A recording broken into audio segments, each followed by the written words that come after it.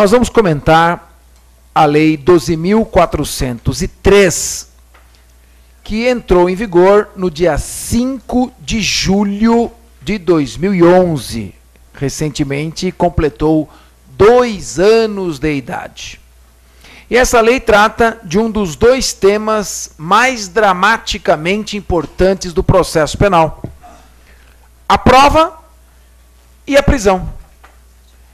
O processo penal, basicamente, busca a aplicação de uma pena, a satisfação do jus puniendi, e a forma mais drástica pela qual se manifesta esta punição é a privação da liberdade. Ainda mais quando ela ocorre cautelarmente, antes de uma decisão transitada em julgado. E as provas, que na verdade constituem a própria alma do processo, a sua razão de ser. A prisão, ela é tratada em nível constitucional pelo artigo 5º, inciso 57 da nossa Carta Magna. O artigo 5º, inciso 57, estatui que ninguém será considerado culpado antes da condenação transitada em julgado. Somente após uma condenação contra a qual não caiba mais qualquer recurso é que uma pessoa pode ser considerada culpada. Este é o, assim foi chamado originariamente, princípio da presunção da inocência. A pessoa se presume inocente até que haja uma condenação definitiva do Estado sobre ela. Posteriormente, amenizaram este nome com eufemismo, dizendo que não é princípio da presunção da inocência, mas princípio do estado de inocência. Então ela não se presume, ela somente está inocente. E depois mudaram mais uma vez o nome para princípio da não culpabilidade. Ela não é que ela se presume inocente, nem que ela está inocente. Ela não está culpada. O que importa é que ela não pode ser considerada culpada antes da condenação transitada em julgado. A primeira pergunta que eu faço é a seguinte: se uma pessoa não pode ser considerada culpada antes da condenação definitiva, como é que ela pode ser presa antes deste momento? Ué, se ela é inocente, como é que eu vou prender um inocente? Se ela só é culpada após a condenação definitiva, ela só pode ser presa após a declaração de culpa, após a condenação transitada em julgado. Por esta razão, tão logo foi promulgada a Constituição Federal de 88, no domingo subsequente, já era publicado o primeiro artigo no jornal O Estado de São Paulo. Acabou a prisão provisória. Ninguém mais pode ser preso provisoriamente. Ninguém mais pode ser preso preventivamente. Porque eu estaria prendendo um inocente. Houve uma discussão, o chamado quiprocó, até que o Superior Tribunal de Justiça editou uma de suas primeiras súmulas, a súmula número 9. A prisão provisória não viola o princípio da presunção da inocência.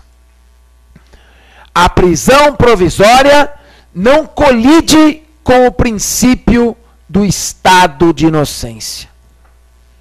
Por quê? A própria Constituição prevê uma modalidade de prisão provisória, que é a prisão em flagrante. E esta prisão ocorre muito antes da condenação transitada em julgado. Então, a prisão provisória coexiste pacificamente com o texto constitucional. Esta súmula logo sofreu uma releitura. E qual foi a releitura que a súmula sofreu? Bem, a prisão provisória não viola o princípio da presunção da inocência? A prisão provisória está de acordo com a Constituição Federal? desde que seja necessária. E desde que esta necessidade fique demonstrada fundamentadamente. A prisão provisória, portanto, não ofende o princípio do estado de inocência quando justificada e fundamentada a sua necessidade. Moral da história, a súmula deve ser assim lida: a prisão provisória necessária não ofende o princípio do estado de inocência. Esta é a premissa constitucional a partir da qual analisaremos esta lei. Tem que ser necessária e tem que ter fundamentação. Muito bem. Um pequeno parênteses. Vocês estão vendo circular aí uma lista em cuja coluna da esquerda há um espaço para colocar o nome. Assim eu posso chamar pelo nome e criar um pouco mais de intimidade. Na coluna do meio, há um espaço para você colocar seu endereço eletrônico, seu e-mail, para que assim eu continue enviando ou possa começar a enviar artigos jurídicos, trechos importantes de jurisprudência e doutrina, temas ligados à OAB e à advocacia que estejam em pauta no Congresso Nacional e na Assembleia Legislativa. E a coluna da direita, em que há um espaço para você colocar o seu telefone, que eu posso não entender a sua letra. Aí eu te ligo e pergunto o que está escrito. Então, são 3 colunas. Aqueles que voluntariamente assim decidirem pelo preenchimento concorrerão ao sorteio de um livro da coleção Curso de Direito Penal, que tem 4 volumes. Eu sorteio o volume 2, que vão dos crimes contra o patrimônio, crimes contra a vida, melhor dizendo, até os crimes contra a dignidade sexual. Muito bem. Retornando então, uma prisão provisória somente é admitida pela Constituição quando ela for necessária e a necessidade estiver fundamentada. Quando será necessária uma prisão antes da condenação transitada em julgado? Quando ela será necessária? Ela será necessária somente quando for urgente. Necessidade é sinônimo de urgência. Somente será admitida uma prisão provisória quando se demonstrar a urgência desta medida. Em outras palavras, quando se demonstrar o perigo que resulta da demora em se aguardar o processo para só então prender o acusado. Se ela resulta da urgência, e se urgência decorre do perigo da demora, usando a conhecida expressão em latim, a prisão antes da condenação definitiva, a prisão provisória somente se justifica quando houver o periculum in mora, o perigo da demora, a urgência. Aí, o processo tem que se proteger, tem que proteger a sociedade e não precisa aguardar o trânsito julgado. Em outras palavras, é contrário senso, quando não houver urgência, não se admite a prisão provisória. Bom, se assim o é, o que traz de novidade essa tal lei 12.403, que agora já está incorporada ao Código de Processo Penal? Não precisa comprar a lei, basta comprar o Código de Processo Penal atualizado, que os artigos já estão modificados de acordo com esta lei. Muito bem. O que ele acrescentou? Artigo 282. Vamos olhar. Inciso 1 e inciso 2. Inciso 1. Primeiro requisito para a prisão provisória: necessidade. Acabei de lhes dizer. Portanto, a lei explicitou este fundamento constitucional. A novidade foi o inciso 2º. Não basta que a prisão provisória seja necessária. Não basta a demonstração da urgência. Não basta o periculum in mora. Pode ser que haja urgência. Pode ser que esteja presente uma necessidade cautelar. Pode ser que se demonstre o perigo da demora. Pode ser que haja o perigo em mora. E mesmo assim, não ser admissível a prisão provisória. Porque, além de necessária, ela deve ser adequada. São os dois requisitos para a prisão provisória: necessidade e adequação. Pode ser que o processo necessite de uma providência cautelar. Pode ser que o processo necessite de uma medida de urgência. Porém, esta medida de urgência não é a prisão. Por que não é a prisão? Porque eu tenho outras medidas mais adequadas para a hipótese. Além de necessária, ela deve ser a medida menos lesiva capaz de resolver a situação.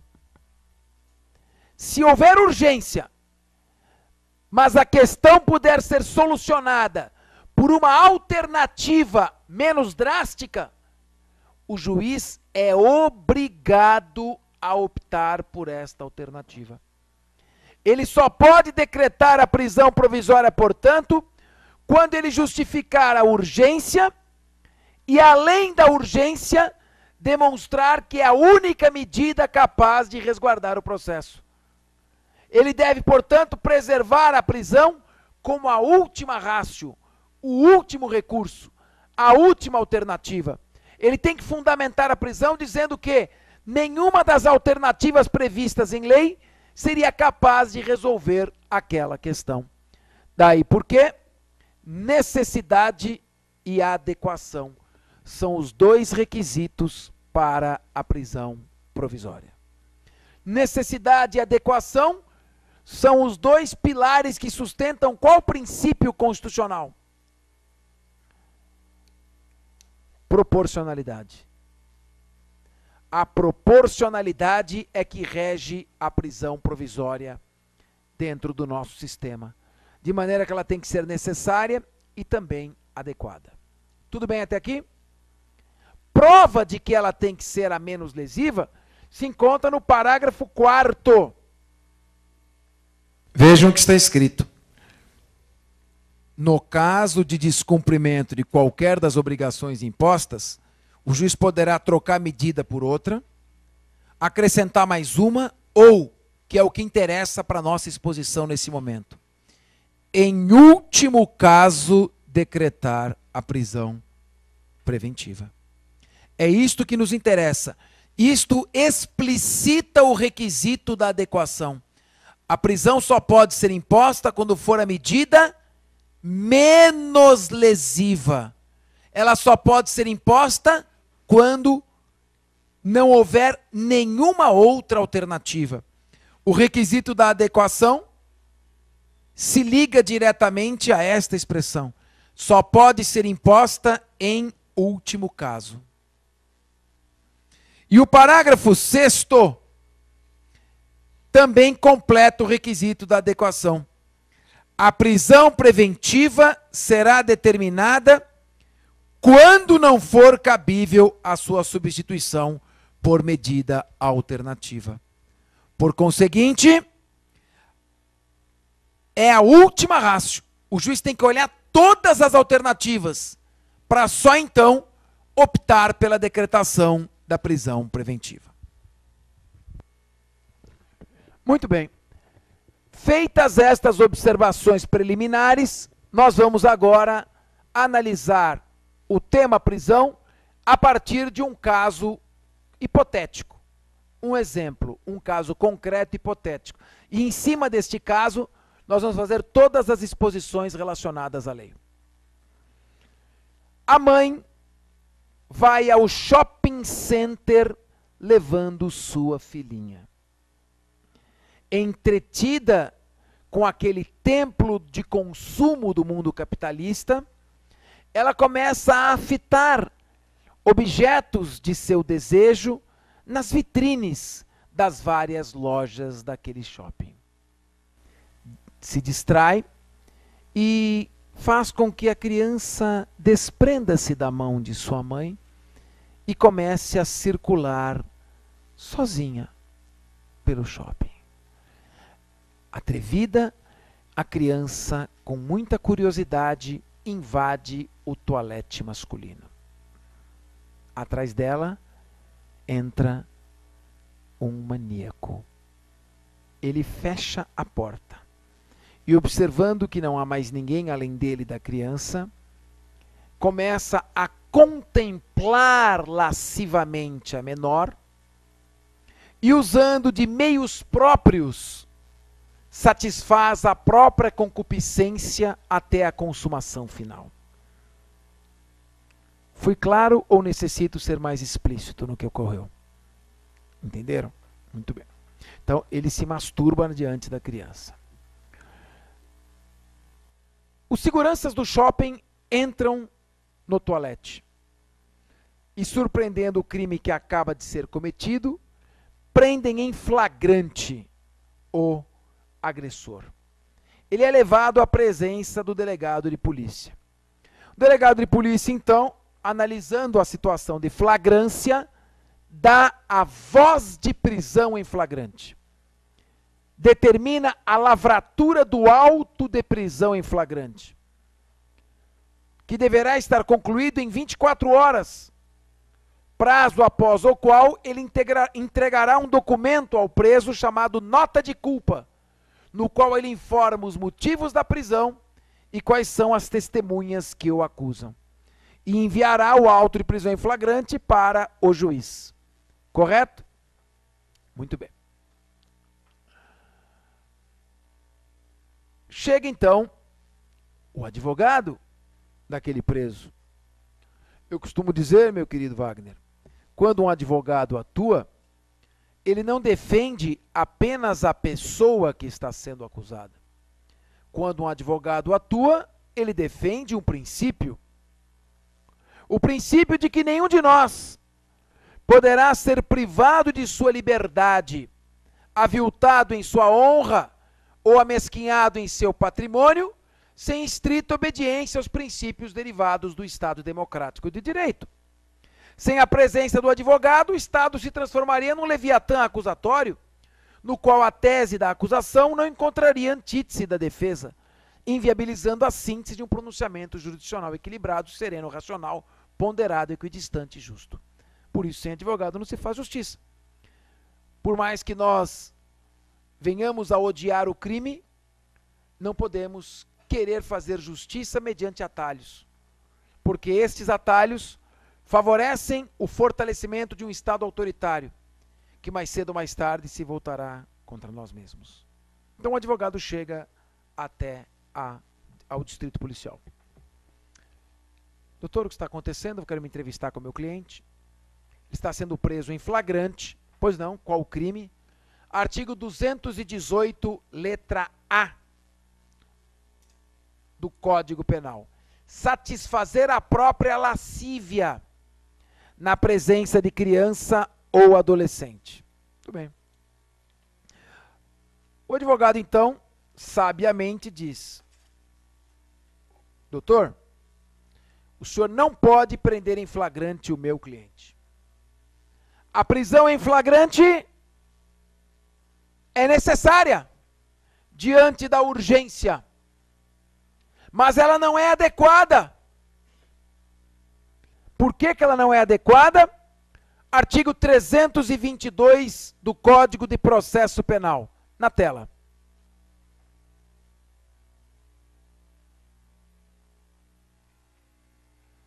Leiam comigo embaixo da tela, no caput. A autoridade policial poderá conceder fiança nos crimes cuja pena não seja superior a 4 anos. O artigo 218, letra A, é um crime punido com pena de reclusão de 1 a 4 anos. Como a pena não é superior a 4 anos, cabe à autoridade policial o arbitramento da fiança. O delegado de polícia pode e deve arbitrar fiança. A lei deu à autoridade policial um poder muito grande. O poder agora é de arbitrar fiança para crimes com penas de até 4 anos. Pena máxima de até 4 anos. Aí vem o dilema. A autoridade policial quer fazer a prisão em flagrante, mas ela tem que arbitrar a fiança. O delegado, constrangido, na presença de testemunhas, diz: olha, meu amigo, eu vou cumprir a lei. Eu vou arbitrar a fiança a você. A fiança, no caso da autoridade policial, é arbitrada de 1 até 100 salários mínimos. Pode pôr 100, doutor. Pode pôr 100 que eu pago. Vou arbitrar em 100 salários mínimos a fiança. Mas peço a você que ponha a mão na consciência, para que você não venha cometer um erro desses novamente. Aí ele diz: doutor, me desculpa, eu não posso lhe dar essa garantia. Porque eu não sou doente mental, mas eu gosto de criança. De maneira que se eu tomar alguma coisa e encontrar com uma criança, eu não sei o que pode acontecer. Se me der vontade, eu não seguro. A autoridade policial, o advogado já tem, excelência, o arbitramento da fiança, por favor. O delegado de polícia, então, fala: eu não vou arbitrar a fiança, eu vou prender em flagrante. O advogado, esgotando todos os meios, as suas prerrogativas de protestar pelo direito de liberdade, diz: se o senhor não arbitrar fiança, seria obrigado a representar na corregedoria por abuso de autoridade. A lei de abuso de autoridade, no seu artigo 4º, determina ser crime manter alguém preso fora das hipóteses legais. Como é que o senhor vai prender em flagrante alguém quando a lei arbitra a fiança? Se a autoridade policial não for muito segura de si, vai arbitrar a fiança. Mas se tiver segurança, ela vai ler o artigo 324, inciso 4º do Código de Processo Penal.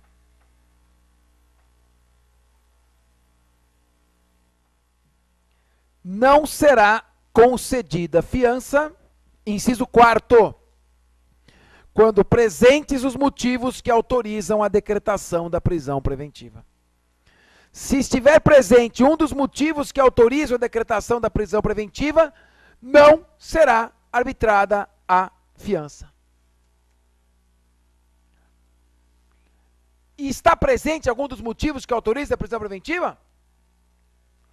Sabe quais são os motivos que autorizam a prisão preventiva? Eu troco os 3 por uma palavra: urgência.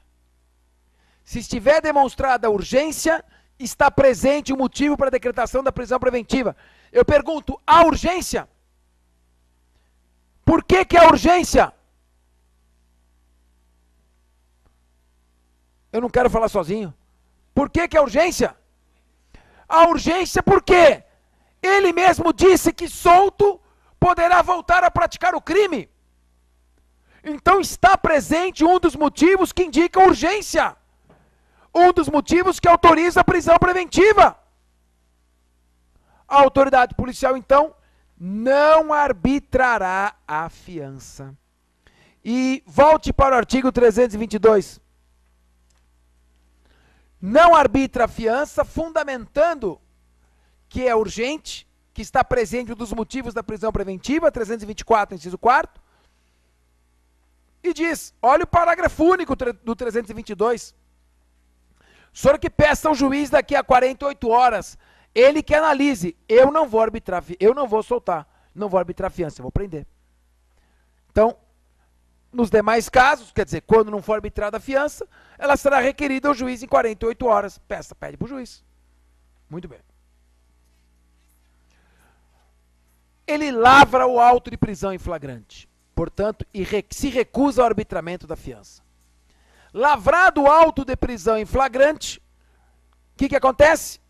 Vamos ao artigo 306 do Código de Processo Penal. Parágrafo 1º.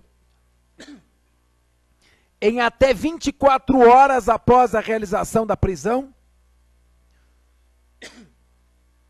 será concluído o auto de prisão em flagrante e encaminhado ao juiz e ao defensor público. O juiz recebe o auto de prisão em flagrante. Ao receber o auto de prisão em flagrante, o que o juiz tem que fazer? A autoridade policial não arbitrou fiança, lavrou o flagrante, esperou 24 horas da lavratura do auto e mandou para o juiz. O que o juiz faz? Vista ao Ministério Público. Retornando do Ministério Público, quais são as 3 opções que o juiz tem? Artigo 310. 3 opções que o juiz tem ao receber o auto de prisão em flagrante. Primeira opção, relaxamento da prisão em flagrante. Quando cabe relaxamento da prisão em flagrante? Quando o flagrante for ilegal. Exemplo, durante uma partida de futebol, ao disparo de um sinalizador e tragicamente é morto um torcedor. Não logrando encontrar quem foi o autor do disparo assassino, ainda que possa ter sido um acidente, a polícia local do estádio cata 12 torcedores a esmo e os convida a irem até a delegacia apenas para dar uma satisfação à turba que se forma em torno da revolta pela morte do torcedor. Quando chegam os 12 torcedores, 5 dos quais sequer estavam no estádio na hora do disparo, a autoridade policial boliviana dá a voz de prisão em flagrante. Não é caso de flagrante. O juiz deve relaxar, porque não foram pegos nem cometendo o crime, nem quando acabaram de cometer o crime. Então a primeira hipótese é a inexistência de flagrante. Segunda hipótese, uma mulher acaba de ingerir uma substância abortiva e é presa em flagrante. Mas ela não está grávida. Se ela não está grávida, é crime impossível. Se é crime impossível, não há flagrante por fato atípico, tem que ser relaxado. Chega um crime de tráfico, com laudo de constatação negativo. Não é droga, é talco. Não há crime. Crime impossível. Ou, como ocorreu um fato real, a mulher foi atacada por um tarado. O tarado a arrastou com violência para o matagal. Rasgou-lhe as roupas. Agrediu-a com um soco, provocando-lhe hematoma na região orbitária direita. Praticou conjunção carnal, deixando resíduos de esperma no canal vaginal. Durante a consumação do estupro, a moça logra pegar um instrumento pérfuro cortante de propriedade do agressor, uma faca, e enterra essa faca no rim do agressor. Ele cai. Apavorada, ela puxa a faca e enterra novamente no rim, girando para um lado e girando para o outro. Foge desesperada e chega seminua, com a roupa rasgada, com resíduos da epiderme do agressor debaixo de suas unhas e com espermatozoide no canal vaginal. A autoridade policial apreende em flagrante, alegando que não cabe a ele analisar o requisito da legítima defesa, ainda que esteja demonstrado de forma clarividente e extrema de dúvidas. Relaxamento do flagrante. Não é caso de flagrante. A lei é bastante clara a este respeito. Se quiserem, deem uma olhada no parágrafo único do artigo 310. Se o juiz verificar pelo auto de prisão em flagrante que o agente praticou o fato em legítima defesa, estado de necessidade, etc., poderá conceder a liberdade provisória mediante termo de comparecimento. Nesse caso, vou mais além. Nem crime é. Tem que relaxar o flagrante imediatamente. Relaxar e não conceder liberdade provisória mediante um ônus de comparecimento. Então, a primeira hipótese é relaxamento de flagrante, quando o flagrante for nulo. Segunda hipótese, converter a prisão em flagrante em preventiva. É isso que eu quero. Então, primeira hipótese, o delegado já fez a parte dele. Foi corajoso, não arbitrou a fiança, fundamentou com base no 324, no inciso 4º, e manteve flagrante, mesmo o crime não tendo pena superior a 4 anos. Agora vai para o juiz. O juiz vai converter o flagrante em preventiva, segunda hipótese. Atenção, não existe mais a possibilidade de alguém responder a um processo preso por estar preso em flagrante. Ninguém mais fica preso em flagrante. O flagrante dura no máximo 24 horas. Passadas 24 horas, ou o flagrante é transformado em preventiva, ou ele vira liberdade provisória. Não mais vocês encontrarão réu preso por estar preso em flagrante. Ele está preso porque o flagrante foi convertido em preventiva. Se o flagrante não puder ser convertido em preventiva, concede-se a liberdade provisória. Vamos ver então o que é necessário para converter o flagrante em preventiva. Artigo 312. Muito bem. Primeiro, para que o flagrante seja convertido em preventiva, é necessário o preenchimento dos pressupostos para a preventiva. Se não estiverem preenchidos os pressupostos, não cabe prisão preventiva. O que são pressupostos? Nossos colegas da região Nordeste conseguem descobrir mais rapidamente do que nós o que significam pressupostos, porque eles falam pressupostos.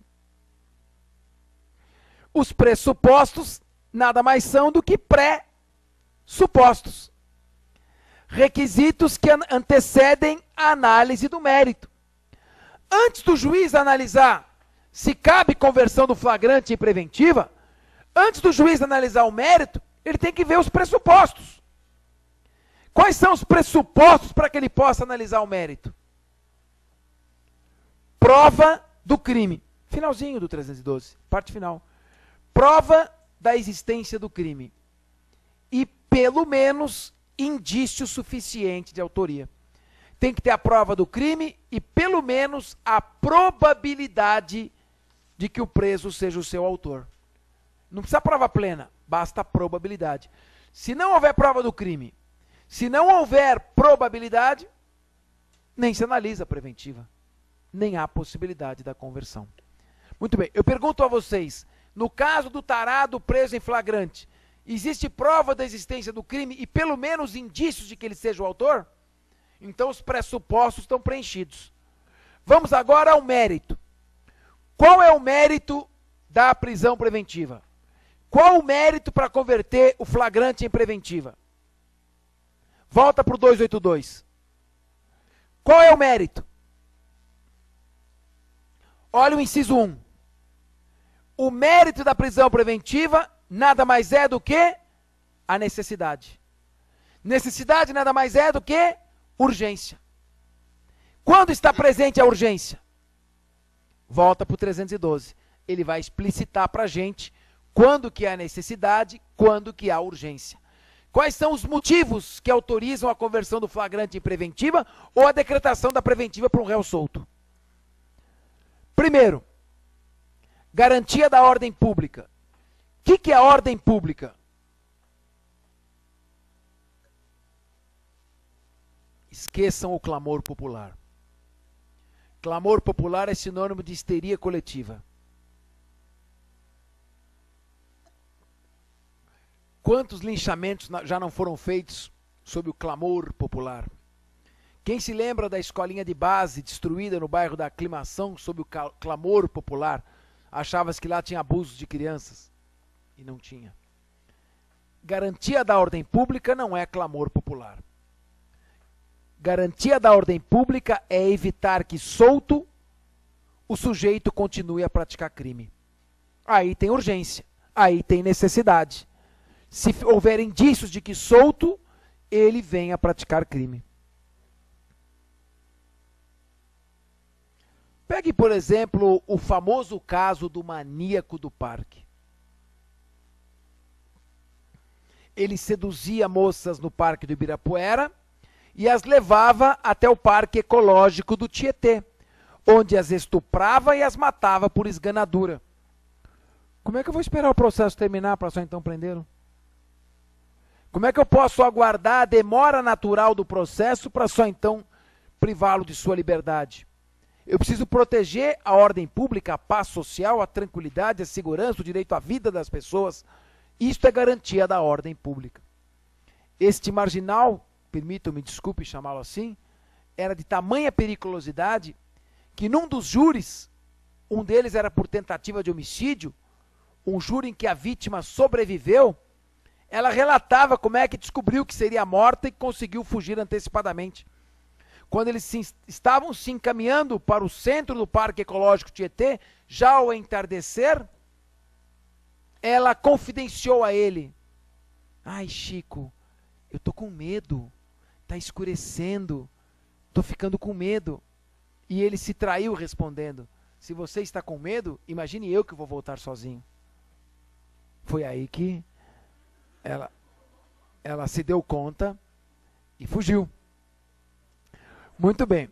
Então, a garantia da ordem pública é garantir a paz social. Vou chamar um colega para compor a mesa. Por favor. Chamar para compor a mesa o doutor Constantino Salvatore, que é presidente da Comissão de Cooperativismo. Obrigado, cabeça.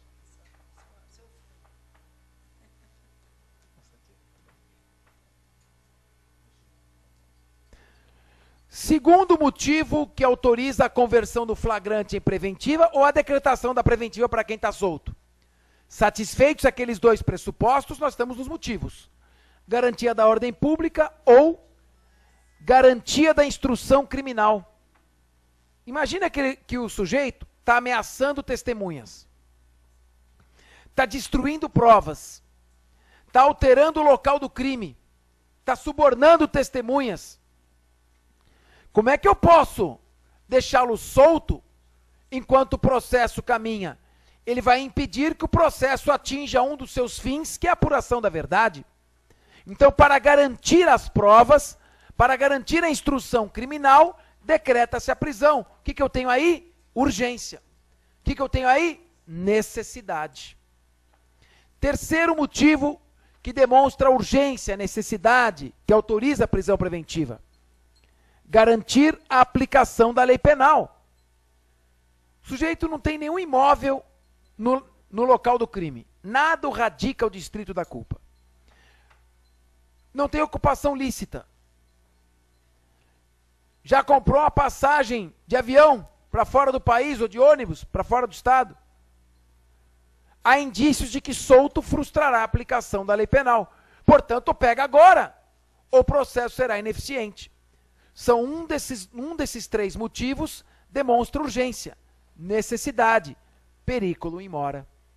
Muito bem, eu pergunto para vocês, um desses motivos está presente no caso do tarado que se masturbou na frente da criança no banheiro do shopping?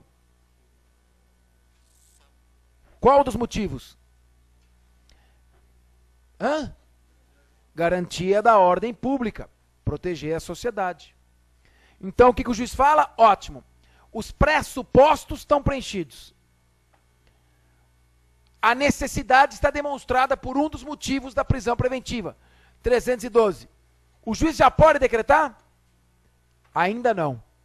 Por quê? Volta para o 282. Porque além da necessidade, é preciso adequação. Quer dizer, se houver alguma outra possibilidade de proteger a ordem pública sem prender, o juiz não vai prender. Se houver alguma outra alternativa possível, não será adequada a prisão provisória e, portanto, ela será ilegal. O juiz tem que demonstrar que nenhuma alternativa prevista em lei seria capaz de impedir a prisão, seria capaz de impedir ele de praticar os crimes. Bom, quais são essas alternativas? Estou curioso. Artigo 319.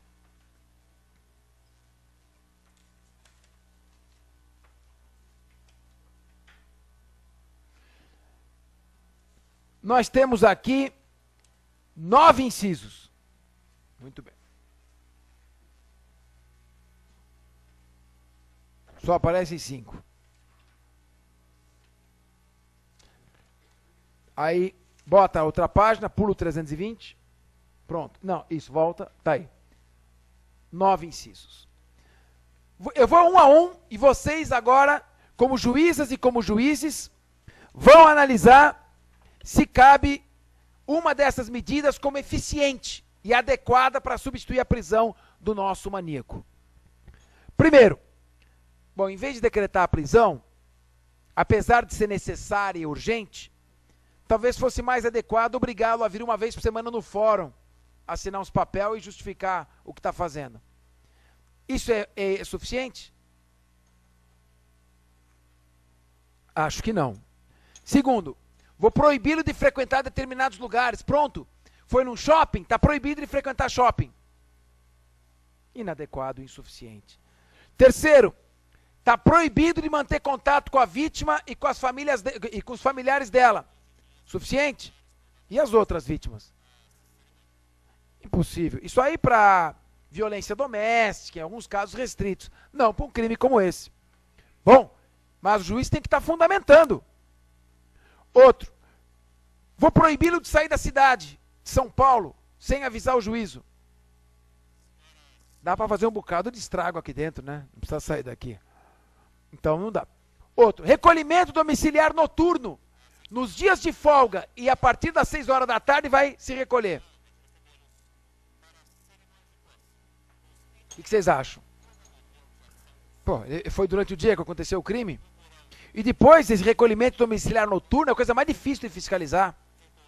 Só no interior. Sabe quem fiscaliza no interior? A PM. O policial militar é que vai lá. Aconteceu um dia o sujeito recebeu o recolhimento domiciliar noturno e nos finais de semana e feriados, em vez de ser preso. O PM não se conformou. Foi na casa dele à noite, bateu. 2 da manhã. A mulher abriu, ele não entrou. Não pode entrar. Escuta, fulano de tal tá aí? Tá não, senhor, saiu. Ah, saiu? Avisa ele que eu sou o PM que o prendeu e estou fazendo agora um registro dessa ocorrência com 2 testemunhas. O juiz vai converter esse recolhimento domiciliar em prisão preventiva. A casa dele caiu. Como? House despencation. Bom, vai embora. A mulher pega, liga pro celular do rapaz. Ou ele volta, chega 3 da manhã, 3h30, fala, tua casa caiu. Por quê? A PM esteve aqui.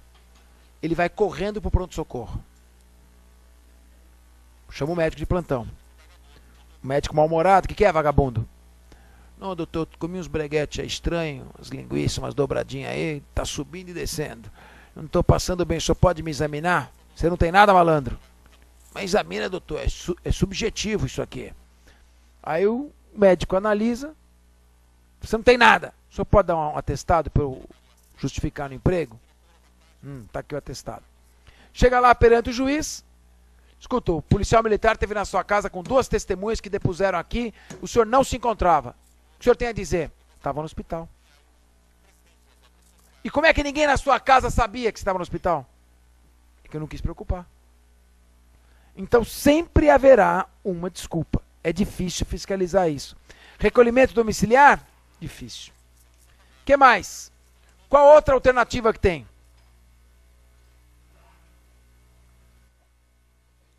Suspensão do exercício de função pública ou atividade econômica. Ele não está praticando crime na função pública. Não adianta nada. 7. Internação provisória, dá? O que vocês acham? Termina de ler. Crime com violência ou grave ameaça. Foi? Tem incidente de insanidade mental? Não tem. Como é que vai converter? 8. Fiança. Pelas mesmas razões que o delegado não quis arbitrar a fiança, 324.4, urgência, o juiz não arbitra a fiança também. E 9, monitoração eletrônica. Mete uma tornozeleira nele, discreta. É suficiente? Ele pode estar dentro da casa dele praticando o abuso. Além do mais, na hora da loucura, ele desliga a tornozeleira. Quem garante? Ele diz que nos controla.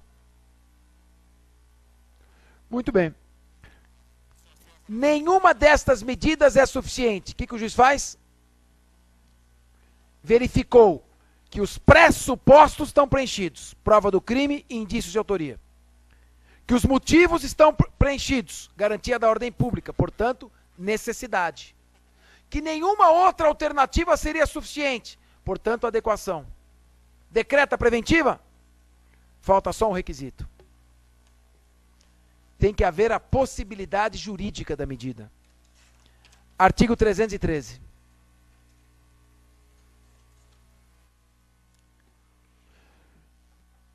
Só cabe a prisão preventiva nos seguintes casos. Primeiro, crimes dolosos. É o caso? É ou não é? É crime doloso. Punido com pena máxima superior a 4 anos. Se encaixa nessa hipótese? Vocês viram que não cabe em crime culposo.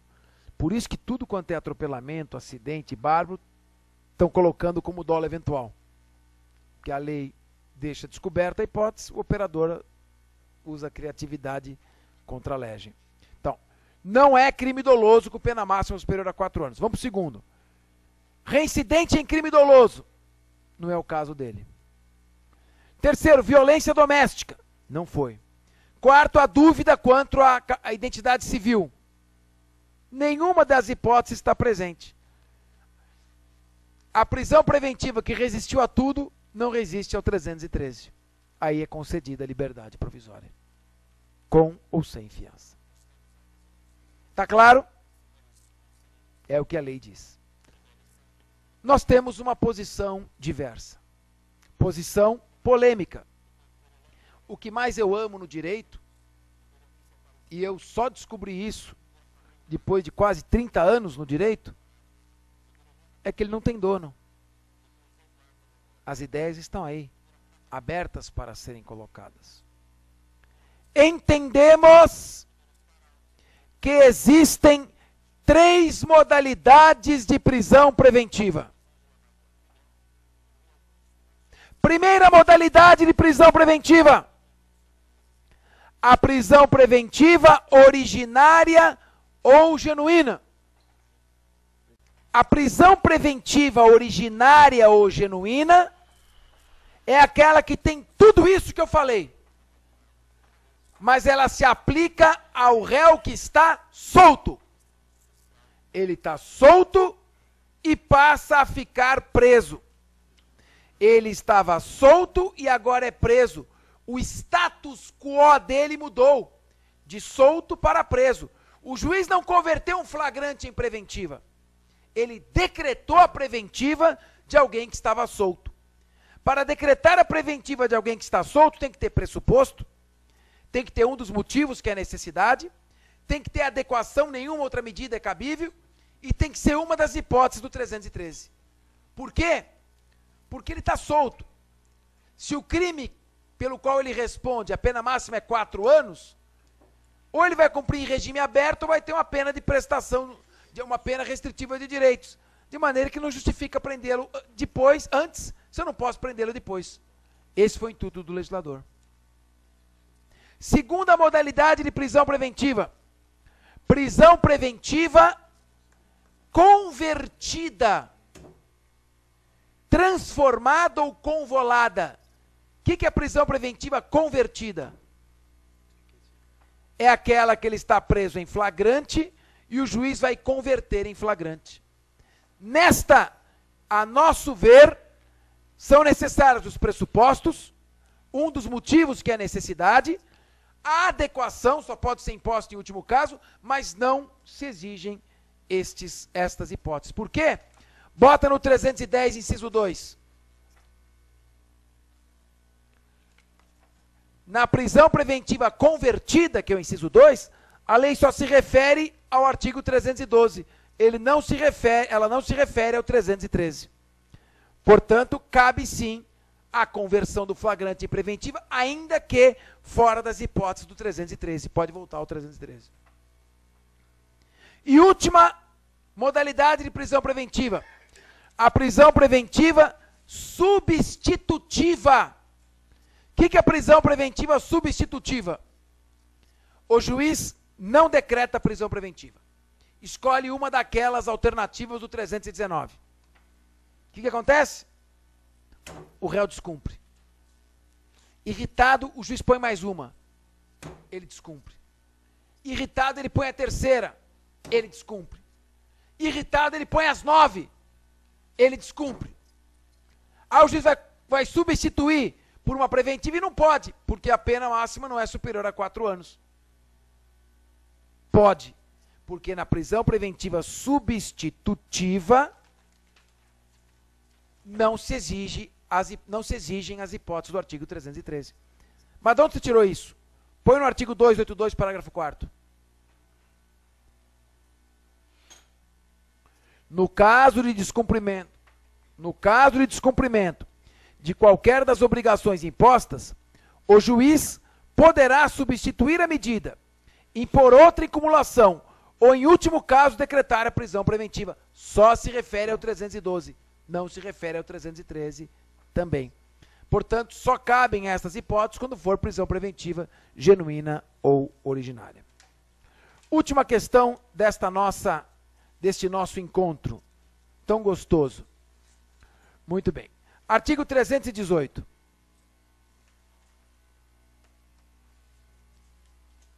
Prisão preventiva domiciliar. O que é isso? Estão presentes os pressupostos.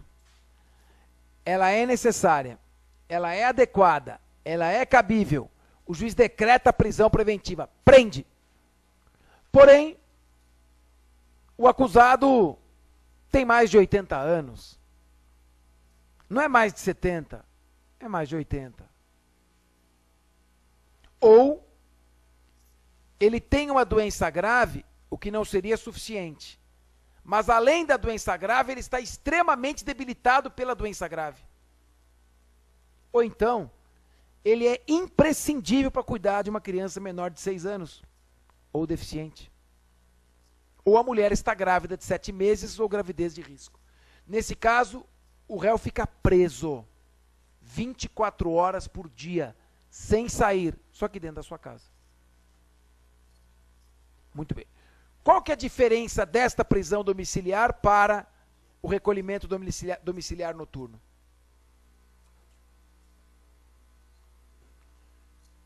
Primeiro, no recolhimento domiciliar noturno, não é caso de prisão preventiva. A pessoa não está presa preventivamente. Aqui está. Segundo, no recolhimento domiciliar noturno, só se recolhe à noite. Aqui é o dia inteiro. E terceira diferença, fundamental. Como esta aqui que vocês estão vendo na tela é prisão preventiva, cabe detração penal. Você pode detrair esse tempo de prisão da futura execução da pena. E como o recolhimento domiciliar noturno não é prisão preventiva, não cabe detração penal. Quer ver? Põe o artigo 319. Como é que ele começa? O que está escrito lá em cima? São medidas cautelares, que mais? Diversas da prisão. Logo, não são prisão. Se não é prisão, nos termos do artigo 42, não cabe a detração penal, nos termos do 42 do Código Penal. Ponto. Estas eram as observações mais importantes que eu tinha a fazer a respeito do Instituto da Prisão.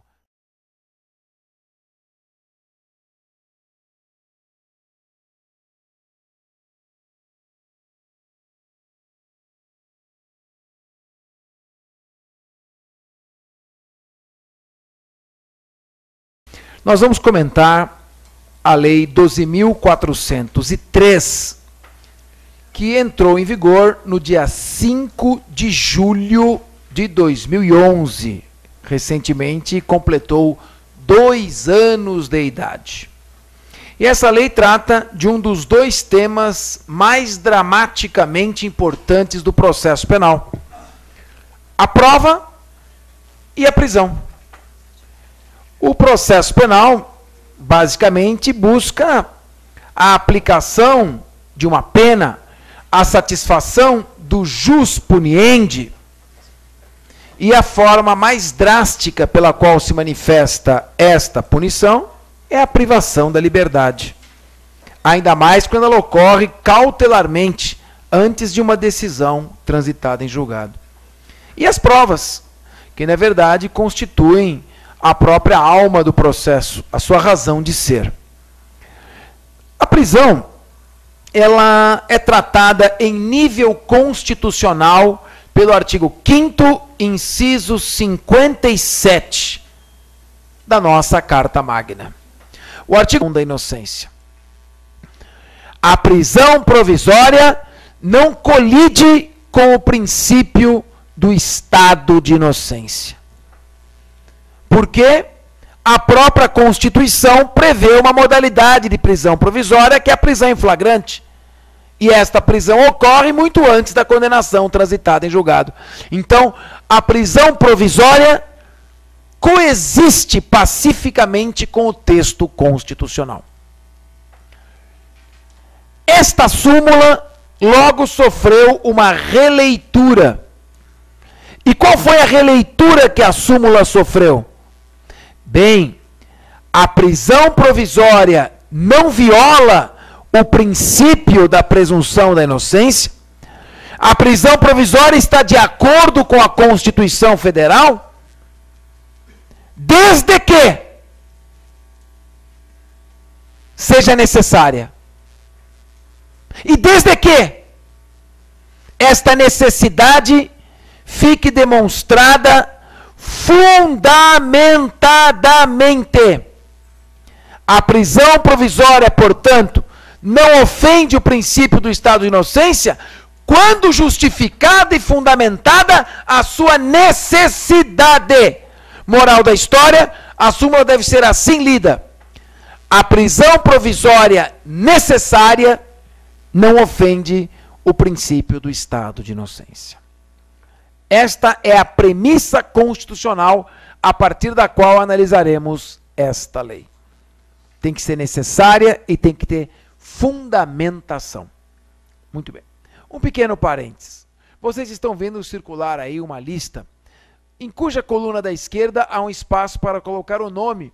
Assim eu posso chamar pelo nome e criar um pouco mais de intimidade.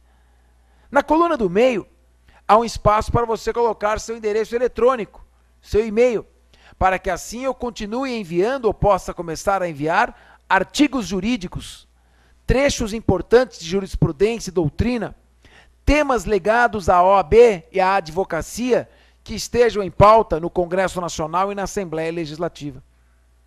E a coluna da direita, em que há um espaço para você colocar o seu telefone, que eu posso não entender a sua letra. Aí eu te ligo e pergunto o que está escrito. Então, são 3 colunas.